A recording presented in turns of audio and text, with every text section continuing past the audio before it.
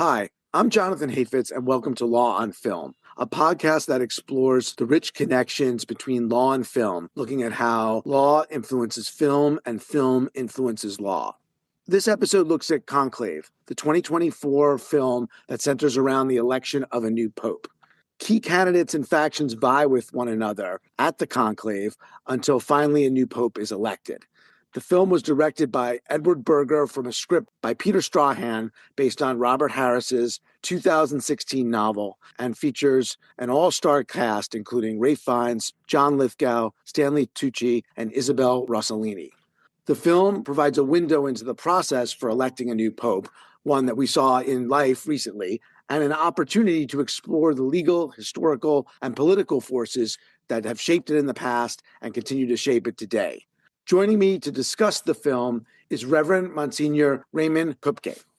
Monsignor Kupke was ordained a Catholic priest for the Paterson Diocese in 1973 and was named a prelate of honor, Monsignor, by Pope John Paul II in 1998. Monsignor Kupke earned his PhD from the Catholic University of America.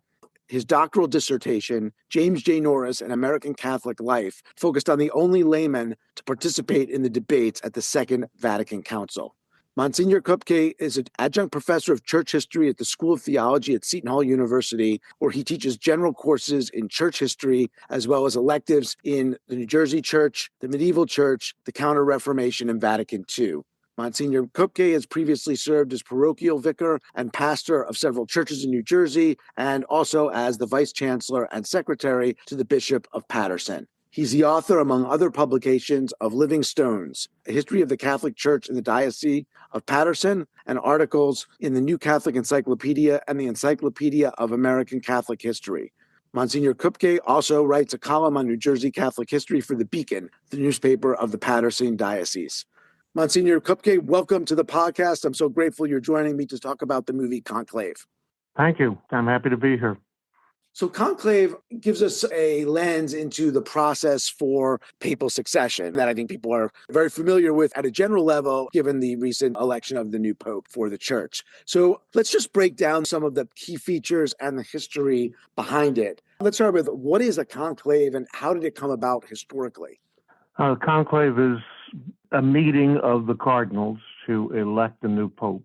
The name conclave comes from the Latin with a key, and it refers to the fact that they are pretty much locked up and removed from the world so that they can focus on the task at hand, electing a new pope. The locked up portion goes back to the 1200s, when sometimes conclaves would go on for months and in a couple of cases even years.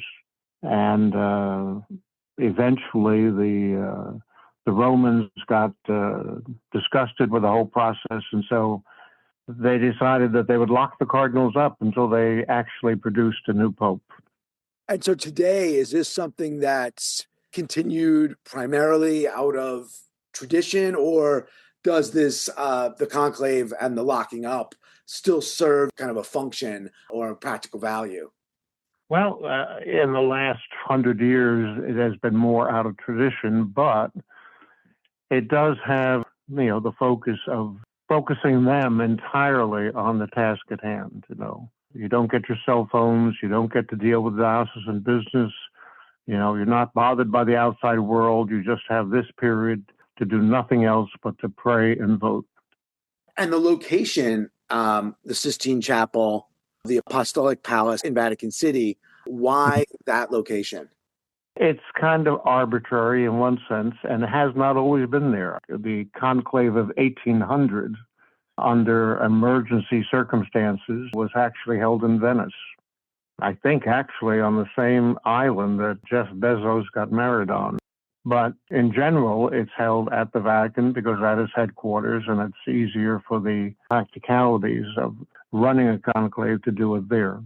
The Sistine Chapel is an obvious choice, although up until 1965, the number of voters was restricted to 70. In more recent conclaves, it has gone up to 120, this last time 130.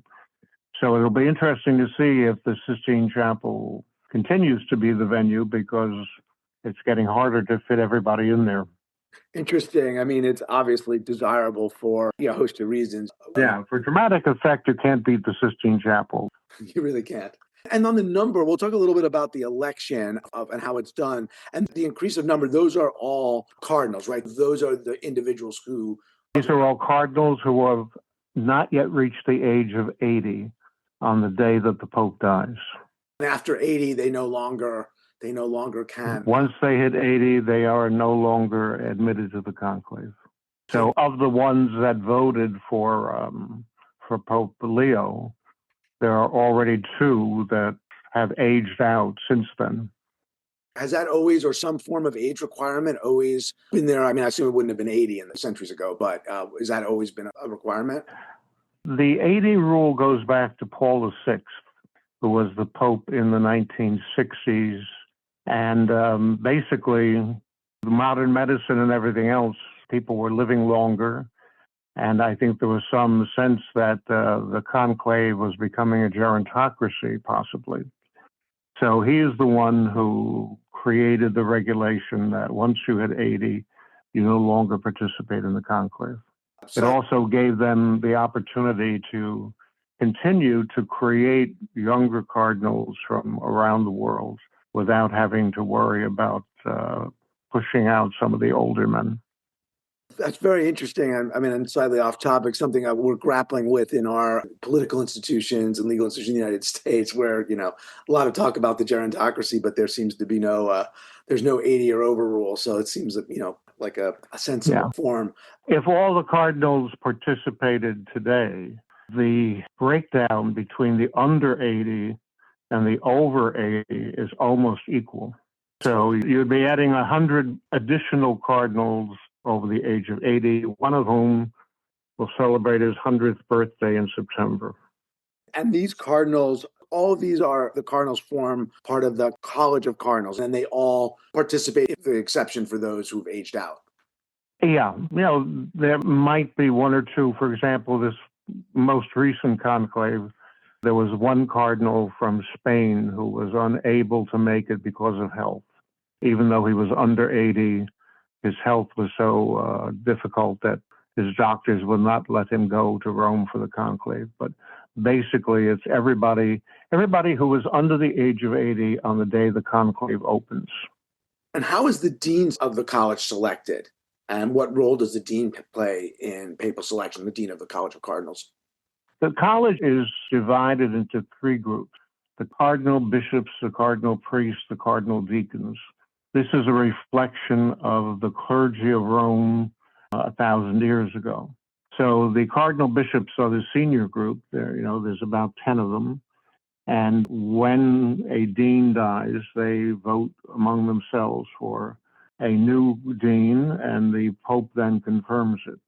It does not necessarily mean, though, that the dean gets to go into the conclave because, again, he's subject to the over 80 rule. So in this particular most recent conclave, the dean led the funeral for Pope Francis, but did not actually go into the conclave.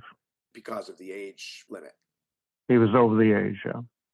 I think actually the dean, which is remarkable, if you watch footage of the papal funeral, the dean is 91. And then in terms of becoming a cardinal, how, since they are the people who vote on the conclave, it'd be interesting to know a little bit. How do you become a cardinal? Yeah, how do you become a cardinal? Basically, the Pope is free to name any Catholic priest that he wants. There are traditional places that produce the cardinals, but it's entirely up to the Pope. Traditionally, there are certain jobs and certain positions, like Archbishop of New York, that traditionally are held by a cardinal, but that's not written in stone anywhere, and it's entirely up to the current Pope. Pope Francis was famous for wanting to spread the job as far and wide as he could to the peripheries, as he would say. So there were a number of countries in this most recent conclave that had cardinals present that have never, ever had a cardinal before. Places like Mongolia and Sweden, Mali, Hunger. These were whole new places in terms of the College of Cardinals. What's the Apostolic Constitution, and in particular, what was Pope John Paul II's Apostolic Constitution, the University Dominici Gregis, and how did it alter the papal selection process? Well, almost every one of the modern popes have slightly tweaked the election process based on whatever they perceived to be awkward or obsolete. With John Paul II's, what he did was to eliminate two other possible ways of electing a pope. So in the older method, there were three different ways. In the modern era, we've never used Form 2 or Form 3. And with John Paul II's, they eliminated those two forms. One form would be by almost popular acclaim. Suddenly the cardinal jumps up and says, I think he should be pope, and then enough of them jump up and say, yeah. And, it's election by acclamation rather than by balloting. The other method would be if the balloting was really deadlocked after a long time, and then a committee was formed, and the committee would do the electing. So John Paul's Constitution eliminated both of those, and again, they had not been used in over 100, 200 years, so he just eliminated them from the possibility, and today the electing of the Pope is done by a 2/3 ballot. So basically then what you have is the way it works today where, and we see in the movie, where you have ballots taken, different rounds of voting until someone gets the 2/3 vote. Those are done in secret. And then when someone gets the 2/3 vote or the 2/3 majority, you have the new Pope. If he says yes. If the Pope accepts. Right. So if somebody gets the 2/3 ballot, then they go and ask him, do you accept your election as Pope? And presuming he says yes, then they move on to the white smoke. Has there ever been a situation where an individual who was elected refused the papacy or declined it? That's a good question, because theoretically they are not allowed to tell us what happens in the conclave. But the general rumor is that in the 1963 conclave, the winner hesitated and asked them to take a second confirming ballot.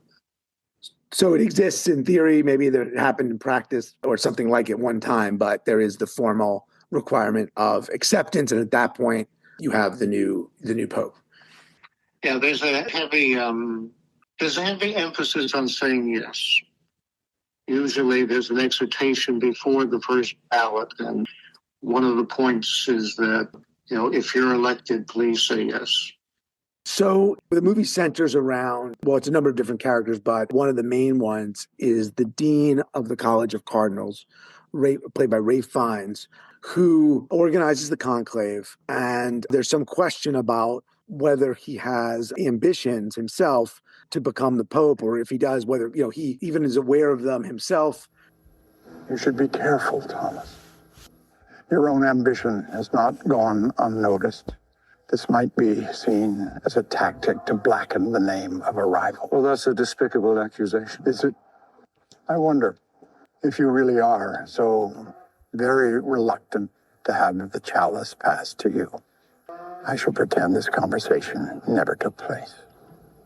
How often does the Dean of the College of Cardinals become Pope? Is that common or? Very uncommon, actually. In the last several, the Dean does not always get into the conclave because of his own age. And even if he were there, it's not a shoo-in at all that he would be elected. The film Conclave gives the impression of a highly contentious political process that operates behind the scenes. So we see, for example, jockeying between Bellini, the Stanley Tucci character, who initially wants to become Pope, but then shifts his focus to preventing others from obtaining the papacy.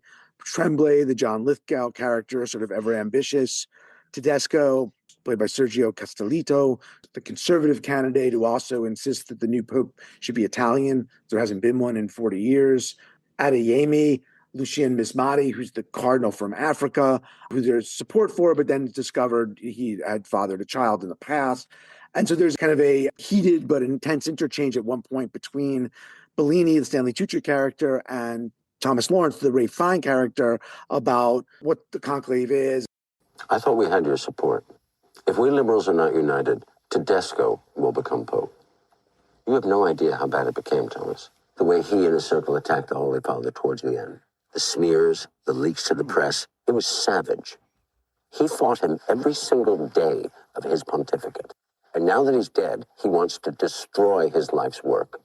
If Tedesco becomes pope, he will undo 60 years of progress. You talk as if you're the only alternative, but Adeyemi has the wind behind him. Adeyemi. Adeyemi, the man who believes that homosexuals should be sent to prison in this world and hell in the next. Adeyemi's not the answer to anything, and you know it. If you want to defeat Tedesco... This is a conclave, Aldo. It's not a war. It is a war, and you have to commit to a side. Save your precious doubts for your prayers. So does the movie give a realistic insight into the behind-the-scenes activity and intrigue, as far as you can tell? I'm not sure that it comes out exactly the way it did in the movie, but certainly there would be behind-the-scenes discussion. The cardinals themselves meet for 9 days before the conclave even opens, settling the details of the funeral and settling the details of the conclave.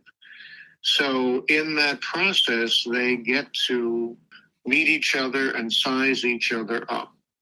In an earlier era, there were what were sometimes called kingmakers. You know, the cardinals who were at Rome all the time and were head of different Vatican departments and would actually know all the other cardinals because at some point they would have had some reference to them as head of these departments. But the cardinals themselves, due to travel and everything else and communication, the cardinals rarely saw each other or had any dialogue with each other except in the conclave. So they would get to Rome, and the only ones that really knew all of them were the ones heading the Vatican departments. And so they might have more of an influence in the sense of, suggesting to different people that maybe you might want to consider throwing your vote in this direction. Today, much of that has changed because with modern transportation, the last 2-3 popes have brought the cardinals together much more often. So they actually have had more dialogue with each other outside of the conclave. And they come into the conclave without quite as much of a blank slate as they would have before. But certainly the meetings before the conclave, among other things, are to assess what type of a pope the church needs. What are some of the issues that are facing the church? What do we need? What do we need to look for in somebody who's going to take this job? So by the time they actually get into the conclave, they've all had time to think about that. And certainly there are probably some people going around suggesting, we really should take a look at that guy over there. Have you read anything he's written? Have you talked to him? You might want to do that because I think he would be a likely candidate for what we're looking for. So there's that kind of, if you will, politicking. Occasionally you might find somebody that really has a really, really hardcore belief that, we need to do something in a certain direction, and he might be more assiduous in pushing his viewpoint. But in general, it's a much more of a soft sell kind of a thing. The movie does give a kind of a sense. It doesn't show that really helpful background you illuminated about the pre-conclave meetings and everything, but a sense of that they're sort of known entities to some extent, and there's a sort of different positions, and a lot of the battle in the movie struggle is sort of what besides the interpersonal struggles, what type of pope should be chosen next? So to some extent, the movie does seem to get it right in that broad sense. There's an old Roman saying, the Romans are great for these sayings, but they have a couple of them with regard to the conclave. They say that whoever goes into the conclave of pope comes out a cardinal. In other words, it's never the front runner, at least not according to the press. And the other is that, you can always judge what the cardinals thought about the last pope by whom they elect to succeed him, what they felt were the missing holes that were not being taken care of, were not being paid attention to. So you can kind of judge their sense of where things are going by the type of person that they elect as the next pope. And so in the movie, the pope that's ultimately elected, right, Benitez, he's a new cardinal. He was the Archbishop of Kabul in Afghanistan. He wasn't on the original list of the cardinals in the college, but was appointed by the late pope, right? In pectore, yeah. So what's that procedure, and has it been used in the past?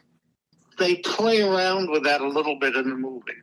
Making a cardinal in pectore, the word in pectore means in the breast or in the heart. So the Pope names this cardinal but does not publish the name.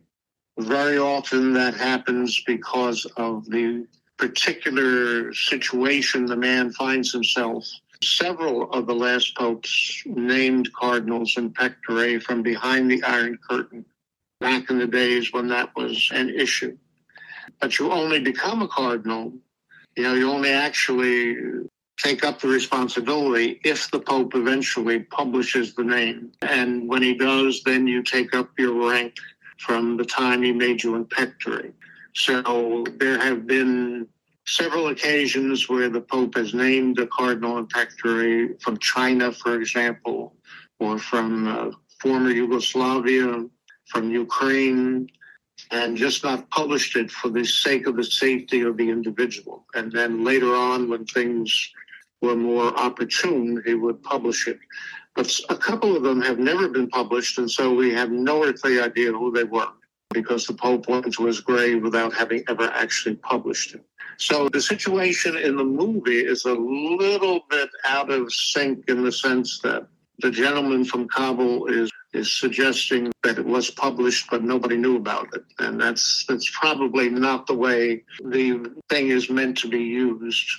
If he was never published, never made known by the Pope, then he would not be eligible to go in the conclave. It's interesting too how how he ends up being chosen, right? He's certainly like a dark horse candidate, right? No one expects that he's going to get the votes. No one even really thinks of him. And by a series of process, right? Some of the competition, some people are disqualified effectively based on some personal scandals. Yeah, it's at that point, I think, that the movie goes, off the rails a little bit and succumbs to the temptation, the outsider, the one who doesn't fit any of the accepted norms, suddenly becomes the winner. It's not unlike the final part of Shoes of the Fisherman, half a century ago, where the outsider, the last guy to show up, suddenly becomes Pope. And that tends to not be how it happens. Even though the front runner isn't the one, it's never usually, I guess you're saying, someone who's that obscure. Sometimes the press says it right. Sometimes the guy who's the front runner in the media actually does become Pope. Certainly that happened in 1963, it happened in 1939, but very often, I think, for example, in this most recent conclave, everybody discounted the winner simply because he was an American. And when push came to shove, that didn't matter as much to the Cardinals as people thought it did.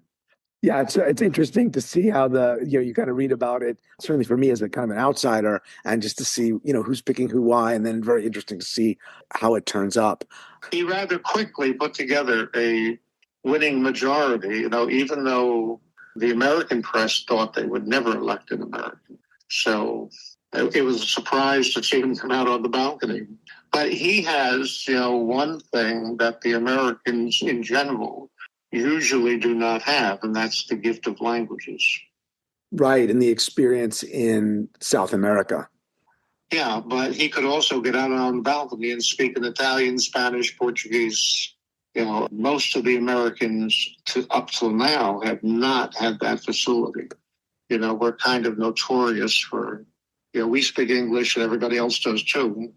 So that makes you a little bit less selectable. To elect an American pope, to elect an American as Bishop of Rome who can't speak Italian is a little bit of a stretch. Ultimately, when all is said and done, the Pope is the Bishop of Rome. And for all practical purposes, Italian is the lingua franca of the Curia. So to elect a Pope who cannot handle Italian, it's not impossible, but not likely. So you just referred to the Curia. I wanted to ask you just if you could, because that's one of the other terms used in the movie and a lot. And what actually is the Curia and what does it do? The Curia is the structure that supports the Pope in his role as the universal shepherd. So it's comprised of groups that we now call dicasteries, each one of which is given responsibility for a particular area of the church's life. Each dicastery consists of a number of cardinals headed by a cardinal prefect and then supported by a staff of bishops, priests, nuns, whatever is needed. So taken together, that is the Roman Curia. And like any entity, it can be somewhat conservative, hidebound in its traditions and ways of operating.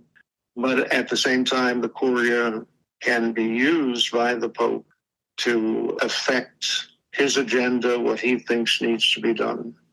For example, the new Pope could call in the prefect of the dicastery for bishops, which was actually his job where he became Pope, and say to him, this is the type of man I want to appoint as bishops.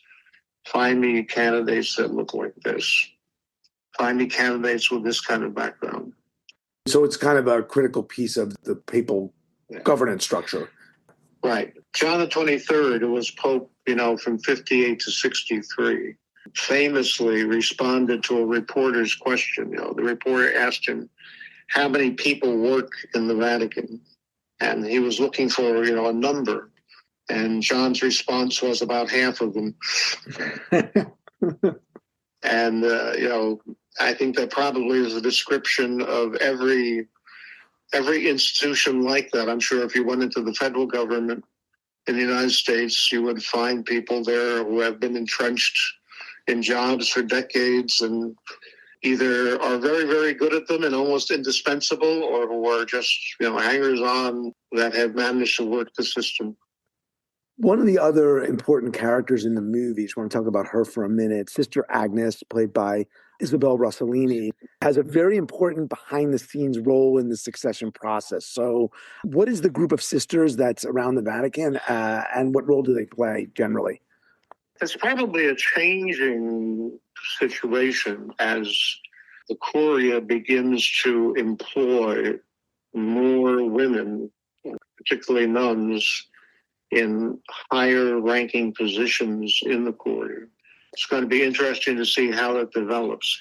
Traditionally, the women that are in the conclave, have been basically housekeepers. There is not a major Rossellini prototype in recent conclaves, but you only get into the conclave, again, if you're a voting cardinal or if you're on the support staff. There's no group of people that go in there kind of in between those two options. Either you're a voter or you're cooking, cleaning, taking blood pressure. There's not much in between. There's no support staff of secretaries and all that. So it doesn't make many opportunities for a Rossellini character to suddenly get up and say what she said. One of the things that I think is so fascinating about the papal selection process is sort of the intersection between some of these different sort of legal processes and symbol and ritual. And I think certainly among the most iconic is the smoke, right, from the Sistine Chapel chimney. Yeah. Indicate the cardinals have not yet elected a new pope, depending what the color is, whether white smoke, you have a new pope has been chosen. What's the origins of this process and the symbols they use? The smoke doesn't go back that far, maybe 200 years, maybe not even that, but it's merely a way to signal to the people waiting outside that, hang around because there's going to be a balcony announcement soon. Certainly in a modern age, they send out a text message or something, but the smoke has, it's kind of etched itself into the popular imagination as the iconic piece of a papal election. And I was watching in this last time, several of the major news outlets had, while they were doing regular programming, they also had a 24-hour watch on the smokestack there. But the people who watch these things, they know almost exactly when the smoke should come out. They can tell you if there's been an election even before the smoke emerges. They have the whole thing in their mind. They know how long it should take for this number of people to vote. And if they reach that point and there's no smoke, to them, that means that there actually has been an election, because it takes a little bit longer to then go ask the guy if he accepts and what name he wants and dress him up and everything. So if there's too long a wait for the smoke, they presume that there actually has been an election, and, the white smoke will come out very soon. And you mentioned the name, right, which is also, I think, important, right? In the movie, we see the Benitez, the cardinal who's elected, chooses the name Innocent. So what's the origin of newly elected popes choosing their name? The legend is that it goes back pretty far, I think into the 700s, when one of the popes, one of the guys that was elected pope, his given name was Mercury, a pagan god. So he, upon his election, changed his name.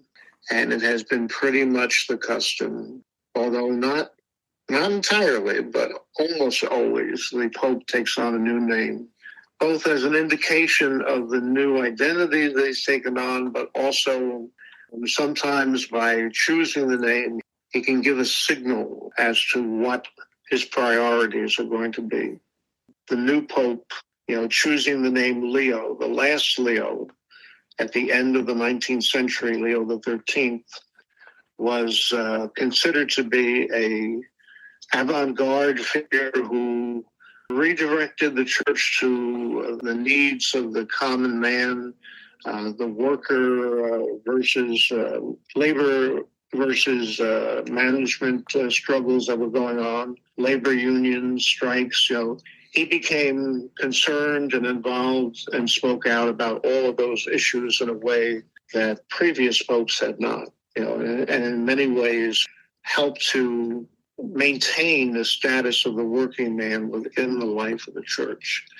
So in choosing Leo, this may mean that our new pope is going to be very concerned about that type of thing. And since it's in the movie, the name Innocent, what might that signal? That's the name Benitez chooses. We haven't had an Innocent in a long time. I think you have to go back to the 1600s before you find another Innocent. The name is what it is. It seems to suggest that someone is going to be free from earthly pressures and free from earthly participation in the power struggles and behind-the-scenes maneuvering. So the name seems to be giving off that kind of an aura. Sometimes, though, when they pick a name, it might be almost more of a sense of honoring a particular pope that they liked and would like to imitate his approach. Paul VI, when he was elected in 1963, no one had the name Paul in centuries, and he said that he took it, because Paul was the apostle of the Gentiles who went to all nations, evangelizing them, and so that was his routine, So they have different reasons, in their own mind. They don't get a lot of time to think about it, so. Yeah, although you can't overthink it. Right. I mean, I don't know.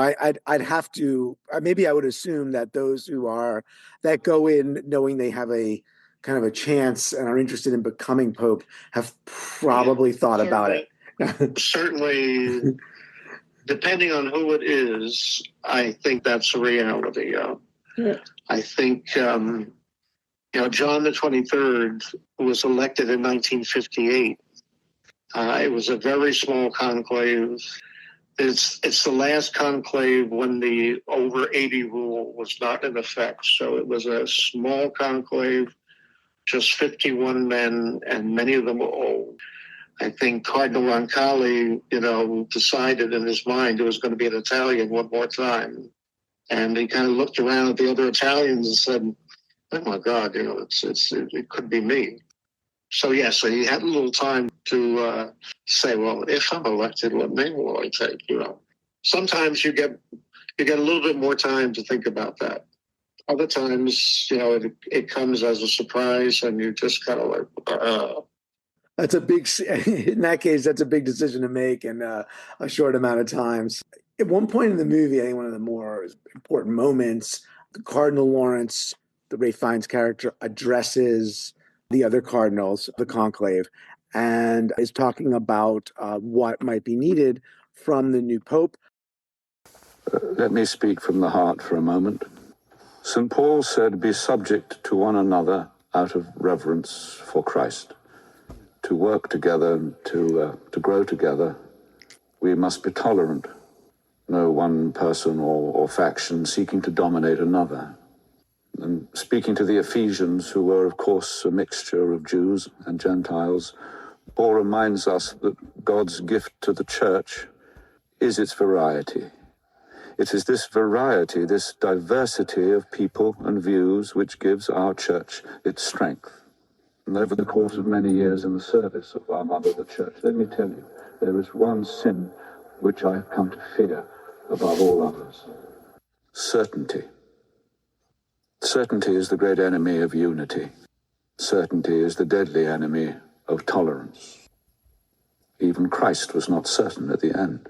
Dio mio, perché mi hai abbandonato? He cried out in his agony at the 9th hour on the cross. Our faith is a living thing precisely because it walks hand in hand with doubt. If there was only certainty and no doubt, there would be no mystery, and therefore no need for faith. Let us pray that God will grant us a pope who doubts, and let him grant us a pope who sins and asks for forgiveness and who carries on. How did you interpret this speech and the message from Cardinal Lawrence? The message itself or the procedure? Well, both. I mean, if you could touch on both procedure and the message.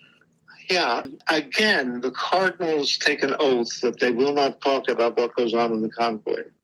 So it's hard sometimes to know about those instances. But enough of them forget that they took the oath. They're older men. This is the biggest thing in their whole life. They can't help but to talk about it sometimes. So every now and then we find a little window of what actually happened. So before the first ballot, one of the cardinals, very often one of the older cardinals who's not going to be voting, will be invited to give a reflection. I understand that the reflection this past time was very long and almost upended the first ballot because it had gone to like 8 o'clock and they hadn't voted yet. But anyway, they did. So, there's an opportunity there to say something, but that doesn't stop apparently other men from occasionally making little impromptu speeches here and there about what they see going on. There's a story, a legend, if you will, about the 63 conclave, that some of the Italians were holding out their votes for Montini, and one of the other Italian cardinals got up and said, what's wrong with you guys? Get over yourselves and vote for him.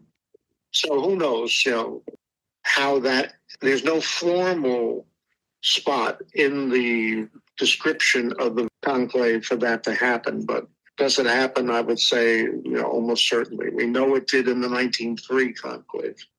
In terms of what he said, I'm sure that type of thing is on the minds of some cardinals, and it would not be impossible for one of them to say something like that. So on the whole, how did you, what was your overall, kind of impression of the movie? I mean, do you think within the confines of a Hollywood feature film, it did a pretty good job kind of conveying at least some of the kind of the procedures, the symbols around the conclave? I think by and large, they did a good job up until the end. I think the Afghani cardinal and the whole ultimate end result of the conclave was a little far-fetched. But in terms of their description of the mechanics of the conclave, the dynamics of personalities, that could happen. That could happen in any conclave, and presumably does from time to time. So I think they were not entirely off the mark until they got maybe the last third of the movie, and then they began to go off into Hollywood. Yeah, you have the dramatic scene of the bombing, right, as well. It kind of gets, And even voting for the Afghani, and the questionable things about him, that wouldn't be likely to happen, I don't think. But in terms of describing some of the tensions that might go on there, and the type of factions that you might see, at least at a level. Yes, sure. There might be a solid group of men that think that this is the direction we should go in, and they may wind up going head-to-head with the group that thinks, no, we should head this way. All that under prayer and dialogue and the Holy Spirit, and somehow you come out of it with a pope. And, the conclave has changed the last 2 or 3 times, among other things, because they're in a fairly comfortable setting today compared to what they were in, even as late as the 63 or 78 conclave. Before John Paul II built that residence where the cardinals stay now during the conclave, it could be a very uncomfortable living situation, and that would intensify the pressure. For example, the 1963 conclave, Paul VI died early August of 63. I'm sorry, not 63, but 78. He started in 63.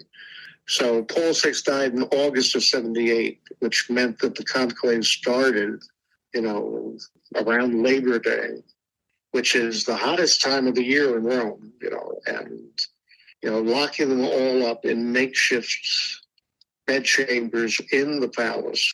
One of them said, we would have voted for anybody. It was so hot in there. Whereas today, it's a much more comfortable arrangement, so those pressures are not there. Yeah, you don't get that sense from the movie. I mean, it's a conclave and they're locked in effectively, but you don't get that sense that it's a particularly sort of unpleasant thing where they're just, as you said, you're going to vote for someone just so they can leave, which I can imagine how that could have been in the past. Particularly, they took the locked up thing seriously in the sense that they, locked up the windows, and there is a rumor of a reported scene between one of the senior Italian cardinals and one of the assistants at the conclave about opening up a window to let some air in there because it was so hot. And the assistant said, no, and the cardinal says, if you don't open this window, I'm going to throw a chair through it. So that would increase, tension and pressure and everything. Today, most of that is gone. What's so interesting is that how the way there's this kind of centuries-long traditions. At the same time, how you've described, there are changes that are made. For example, the introduction of the rule that you can't participate if you're over 80. Do you see in the future any ways that the papal succession process might change? I mean, you alluded to the size and the space they might have to do it in the Sistine Chapel, but any other ways that if you're kind of looking, fast forwarding now some decades ahead, how the papal selection might evolve? There's always talk about broadening the process because ultimately it's the last pope that really gets to determine the process and the type of people he picks as cardinals. So there's always speculation about maybe eventually a pope would create lay cardinals, that some of the jobs in the Vatican would go to lay people, which is actually happening at this point. So would they ever appoint one of them as a cardinal? It would take a lot of, I don't know what you would say, a lot of maneuvering to do that because there's a lot opposed to it. But, that's always a speculation that the voters themselves would be broadened out. And de facto, they have been broadened out over the last 200 years. For example, the fact that the College of Cardinals is a more universal group than it would have been even 100 years ago. And also the fact that everybody can get there now. There was a time when even if you were a cardinal, you couldn't possibly vote because you couldn't get to Rome fast enough to participate. So it has changed the makeup of the voting. So at this point, you're saying, at some point in the future, is some pope going to start creating lay cardinals, female cardinals, whatever, change the nature of the cardinal itself. So in order to incorporate a broader participation in the voting process. Any final thoughts on the film or the papal selection process you wanted to add? I thought the film was entertaining. I thought they did an awful lot of research and remained faithful to the process to a remarkable degree for most of the movie. And then, when Hollywood ultimately at the end and went off in a direction that probably is not going to happen. With regard to the process itself, I think, it works. It has given us some remarkable leadership over the course of the last few centuries. Certainly, it rivets the attention of the world. Everybody's looking at that smokestack. So, it's a process that has been fine-tuned over the centuries, trying to keep it modern and at the same time trying to keep it faithful to its role. I was in the Sistine Chapel once, a couple of weeks after the conclave. I happened to be in Rome, and somebody took me in there. And, in my naivete, I thought, it was obvious that they had a fake floor over the chapel. In my naivete, I thought it was because the pavement is so uneven in the chapel that, they were afraid that some of the elderly cardinals would start tripping and falling. And, and I mentioned that to the gentleman, and he said, no, he says, that's not what it's for. He says, all the anti-bugging devices are hidden underneath the floor. So they certainly try to keep up with the times. Somebody, when Benedict was elected, one of the reporters, there was a tremendous amount of interest in the conclave because we hadn't done it in 25 years. So there was a whole generation of news media people who had never seen this before. And they were fascinated by the details, So one of them asked me what the symbolism was of tying all the ballots together with the thread. I said, basically to keep anybody from sneaking a ballot out and selling it on eBay, Yeah, it's just amazing how you see the sort of the pragmatism and the ritual kind of overlapping in ways that sometimes are hard to separate. Yeah. Well, Monsignor Kupke, I want to thank you again for coming on. No problem. Thank you.